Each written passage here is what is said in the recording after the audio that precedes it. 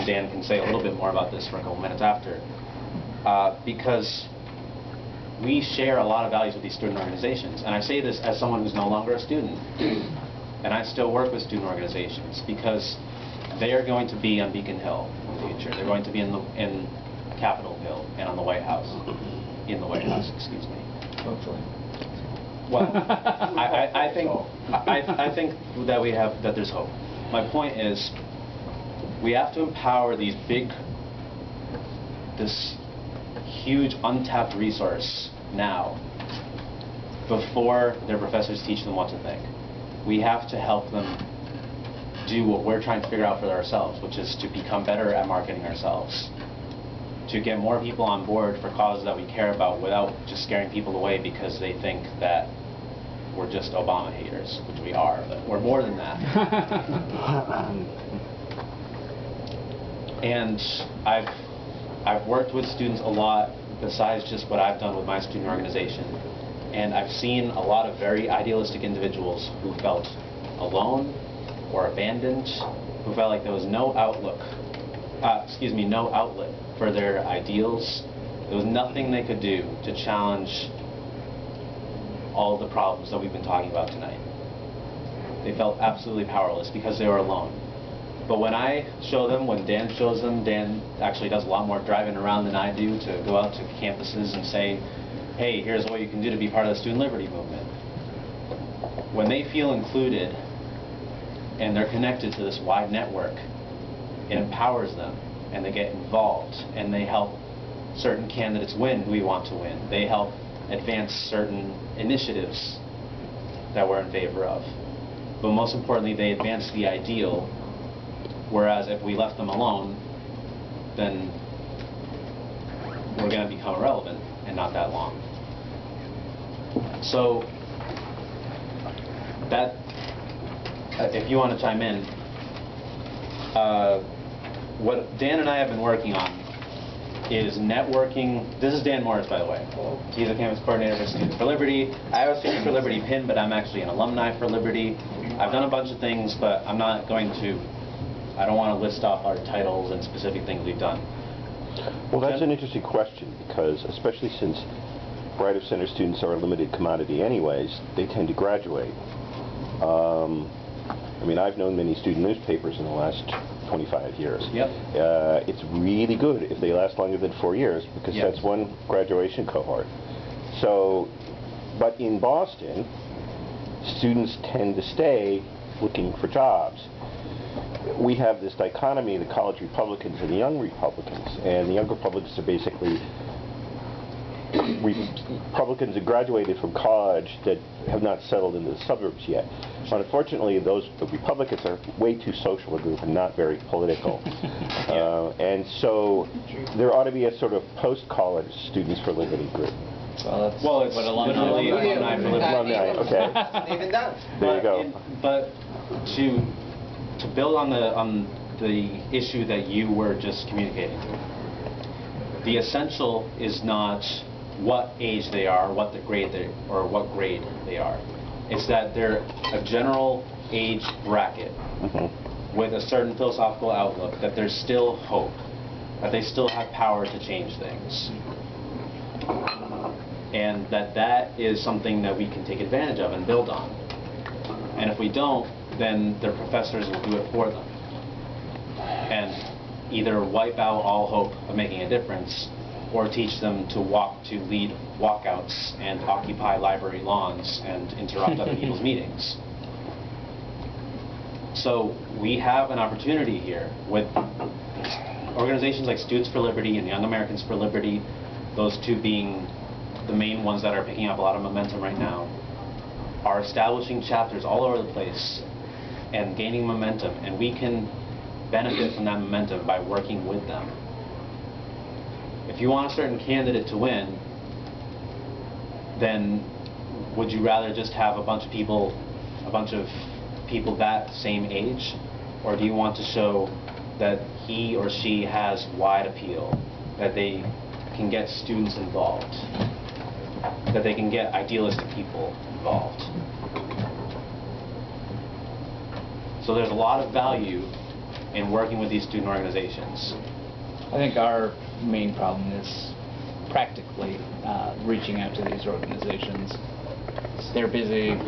They have hard enough time getting people out to their own meetings. Like, you know. Well, it's funny that you mentioned that, because here's where the hard data comes in. The action items that are very easy to communicate. I see myself as kind of a middleman between organizations like this and organizations like Students for Liberty. Having just graduated from college, I'm not in a position to be on campus and be leading an organization. What I can do is convey messages between them. I can network them and say, there's this candidate and there's this group of students. This candidate could use help, these students could use experience, and the network. You put them together. So I have a few action items that we can all work together on that will help to build the Network for Liberty, that will help to advance our principles in the short term and the long term, in the theoretical and practical applications, and that will help us all achieve the things that we're trying to achieve together.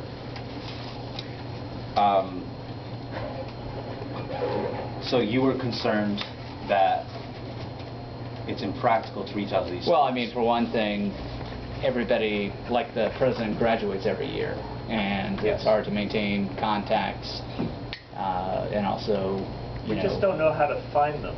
Yeah, they're There's that. pretty It's unresponsive. May I? Just all It's that much sort of it's thing. much Yeah. easier to find them than you think. And yeah, just let me say one more thing, that it's not as hard as it used to be able to go on the website for Young Americans for Liberty and Students for Liberty and see this vast list of chapters and network and member organizations. That's what I did. I did it starting in November or December, because chapter heads usually connected with the college. For Students for Liberty, I didn't know anything about Young Americans for Liberty, and I contacted them individually to start to come to Tea Party meetings. You're the first one I've met. I mean, some of them replied to me in a friendly fashion, but I never actually saw them come to a meeting. Yes. Well, because they still feel that there's a disconnect and that their input isn't really that valued. And what we started to do is we have, I mean, a Facebook group isn't enough, but it's part of it. What we started to do is we have a Facebook group and a mailing list for student leaders, but also candidates for various offices and for various campaigns. And what it does is connect everyone and show them these various opportunities that they have to get involved. We brought some. Has anyone heard of Brad Wyatt? Yep. Okay. We all know. So we had, as an example, we had a meeting in Lowell. It was leaders of Students for Liberty and Young Americans for Liberty, organizations that usually don't do that much together, and the group that I started, New England Objectivist Society, and a couple of people from Lowell. And we talked about ways that we can get involved. Within, I think, a week, 7 or so students went to Brad Wyatt's fundraiser, and they networked with people running for office, and they were connected with opportunities to get engaged politically and become more active citizens. And that wouldn't have happened had we not introduced all of those student leaders to each other. It wouldn't have happened if they weren't part of this network. So what I'd really like to see more of is all of us tapping into that underutilized resource. One of the reaching out reasons to students who are still in college. I'm not one of them. But reaching out to these students, inviting them to these meetings, having them speak about particular projects they're working on, including them in the mailing lists, asking them for their help in various campaigns. Do you want to add what students can contribute? To elections and whatnot? To everything. What's the role of students in the Liberty Movement? We have a lot of free time. So that's one thing. No money, but a lot of free time. Well, that's true. It's one of the adages about age, I think. It's that when you're young, you have free time. No money, but when you're old, you have money and no free time. And, Yeah. so there's one thing. We have time to donate. No, perhaps. True enough for me, though, because I'm really poor right now. So, yes, students can add momentum, energy, and time, I think is probably mentioned most important, to any sort of liberty movement, be it electing candidates or running speaker series at a school or whatever. Students can also probably add pretty much diversity. I think Nathan brought that up. Diversity in a crowd is very good. It bridges ideas. It brings about discussion, which makes us feel, I think, better. We all sit in the circle and we talk about the same thing. Do you hate the government? I hate the government. Let's be best friends. You know, that's nice. But there has to be diversity in that discussion. And bringing students into the Tea Party and other groups which are normally filled with adults brings about diversity in that discussion and is a unifier. That's one of the strengths of the Tea Party, in that it is a very diverse group with ideas and how to fix all the same problems. And to bring students into that equation certainly is a beneficial addition to that diversity. One of the reasons the Greater Boston Tea Party re-emphasized downtown meetings, because most of the Greater Boston Tea Party don't actually live in the city, was that this is accessible to all the colleges. Unlike Lowell or Reading or Holbrook, that we are a couple of tea stops from Harvard, MIT, BU, Northeastern, Tufts, Suffolk University, and UMass Boston. We hoped to get them to come to our meetings. They will. I promise you. Well, they're not. Well, they will, but they're not going to if they don't know about it. Yeah. And let me rephrase by saying, I'm sorry to interrupt you, No. Liberty groups here in New England, especially Massachusetts, are new. All the y'all chapters spreading up in New England have just started. They literally started this semester or the previous. And so they're still figuring out the works of how do I run a group. Well, there's also no, like, memory, like, organizationally, because the turnover's like 4 years. Yes, it is. So it's very, right. but we try with Students with Liberty to emphasize to club leaders, look out for freshmen, so that they can keep the blood flowing. Right. We've certainly done that. And good faculty sponsors. And good faculty sponsors, yes, those are important as well. You certainly don't want, it would certainly be hard to find faculty sponsors at a school like UMass Amherst. Yes. But you know, we do try to emphasize those points to club leaders. You know, look for new blood to keep the organization alive. Nathan did a good job with that. He currently the person currently running New England Objective Society, at least at UMass, is a freshman. Or she will be sophomore next year, so that's good. So my investment at UMass wasn't wasted. No. That's good. Yeah, someone carried on my legacy, so to speak. So very hard. the other thing you have 4 years ahead. That's what we've been trying to accomplish, is to make that turnover. What you were saying about how they disappear after 4 years, sorry? Inconsequential.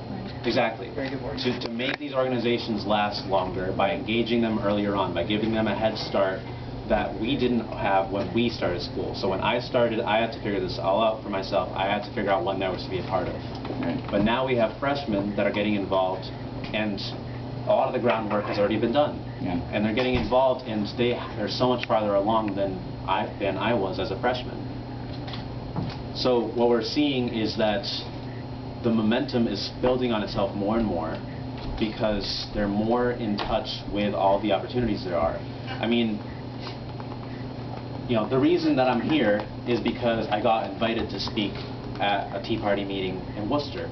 And the reason I got invited to speak there was because I went to a Tea Party Christmas party, also in Worcester.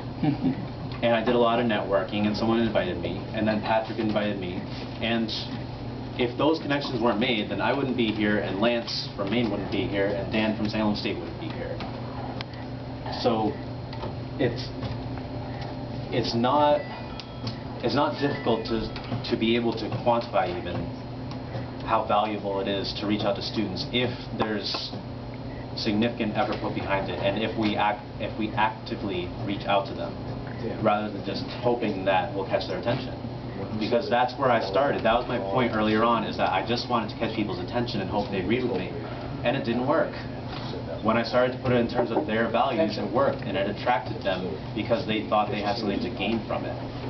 So we need to show these students that they have something to gain from getting involved with the Tea Party, getting involved in, you know, whether it's Brad Wyatt's campaign or Charlie Baker's campaign or anyone's campaign, that they have more to gain than just being a part of a campaign. Yeah. That they're making an investment in their future and in our future, and that there's long-term value for all parties involved. Do you have a guy at BU yet? If you got BU, yeah. Because they have their own libertarian group But why there. don't you There's track Liberty Nathan's BU, point? which we actually know the guy that was the sponsor of that, but So I wanted to track Nathan's point and go back now. Not only are the Liberty groups in New England brand new, they're small. And so it's hard to get, if a club is 2 students, you know, your success rate of getting them involved is very low because it's just 2 students versus say 20, 30, 40, 50, etc. Because as we all know, the bigger the pool, the easier to get attention. It's also important to know that Students for Liberty's goal is to build a network of students so they can communicate on events like this. So they can say, hey, my best friend Pat told me that there's this great Tea Party meeting in Boston, you want to go. Before Students for Liberty, there is no organization that did what we do in bringing these student clubs together. Inter-campus. On campus, right. No, but I mean between campuses. Between campuses, excuse me, yes. Me and 2 other students in Massachusetts are the first campus coordinators this year within the Bay State. And actually, I think New England as a whole. In fact, of New England as a whole, there are 4 of us campus coordinators trying to build that network. It's very difficult, but we're doing it. Do you have somebody at Suffolk? Yes, Nicholas Bonasaro, yes. Yes, because I've emailed him at least 2 or 3 times. So.